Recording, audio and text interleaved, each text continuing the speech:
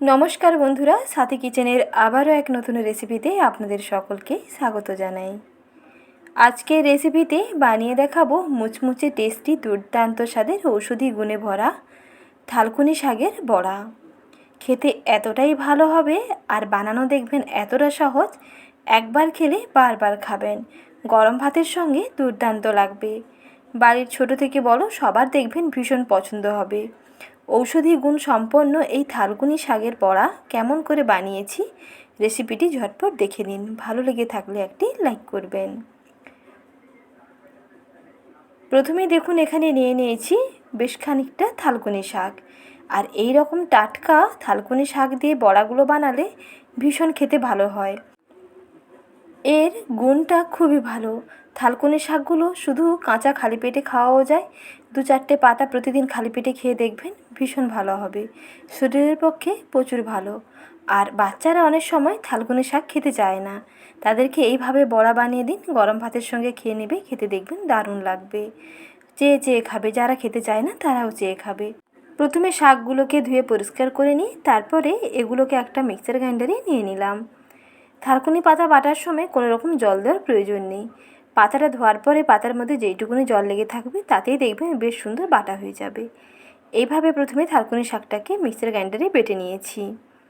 এটা আপনারা শিলনোড়ায়ও বেটে নিতে পারেন, আর না হলে এরকম গ্রাইন্ডারেও গ্রাইন্ড করে নিতে পারেন। পাতার পেস্ট এখন একটা বড় মিক্সিং বোলের মধ্যে নিয়ে নিলাম। কিছু উপকরণ মিশিয়ে নিচ্ছি। প্রথমে দিয়ে দিচ্ছি 2 চামচ বেসন। শুধু পাতার বড়াগুলো বানালে কিন্তু খেতে ভালো লাগবে না। এর মধ্যে 2 চামচ বেসন এবং 1 চামচ দিতে হবে চালের গুঁড়ি। তাহলে টেস্টটা দেখবেন দুর্দান্ত হবে আর ভীষণ ক্রিস্পি হবে, মুচমুচে হয়, খেতে বেশ ভালো লাগবে। আর দিচ্ছি বেশ খানিকটা পেঁয়াজ কুচি, আর স্বাদ বুঝে কাঁচা লঙ্কা কুচি দিতে হবে। ঝালটা যেমন পছন্দ করেন তেমন করে দিয়ে দিতে হবে। আর যদি বাড়ির ছোটদের জন্য বানান তাহলে এই কাঁচা লঙ্কাটুকু স্কিপ করে বাদবাকি উপকরণগুলো দিয়ে দেবেন। তারপরে নুন ও হলুদের সঙ্গে ভালো করে মিশিয়ে নিচ্ছি। স্বাদ মতো দিলাম নুন, আর অল্প একটু হলুদের গুঁড়ো দিয়ে ভালো করে মিশিয়ে নিতে হবে। এই রকম বেশ হাত দিয়ে মেখে নেবেন। আর এখানে কিন্তু কোনো রকম জল দেওয়ার প্রয়োজন নেই। শুধু শুকনো শুকনো করে এই রকম মাখতে মাখতেই দেখবেন বেশ সুন্দর মাখানো হয়ে যাবে। আর একটু এরকম টাইট করে মাখতে হবে, তাহলে এটা ভীষণ ক্রিস্পি হবে। চাল এইভাবে গুঁড়োও ব্যবহার করতে পারেন, আর না হলে থালকুনি পাতা বাটার সময় 2 মুঠো ভেজানো চাল এর সঙ্গে দিয়ে দিতে পারেন। ভাতের চাল ভিজিয়ে রেখে দেবেন 1 ঘন্টা মতো, তাহলে দেখবেন সেই চালটা বেশ সুন্দর ফুলে নরম হয়ে যাবে। তারপরে এই চাল বা পাতা বাটার সময় চালটাকে দিয়ে দেবেন, বাটা হয়ে যাবে, তাতেও দেখবেন ভীষণ মুচমুচে হবে।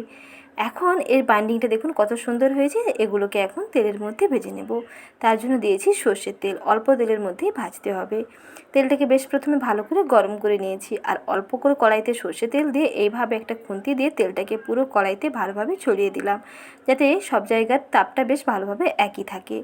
এখন তেলটা ভালোভাবে গরম হয়ে গেছে। এখন একটা একটা করে বড়া এরকম তেলের উপরে দিয়ে দিচ্ছি। তারপরে 1 মিনিট মতন অপেক্ষা করব। 1 মিনিটের পরেই দেখবেন একটা সাইডের কালার একটু ব্রাউন হতে শুরু করবে।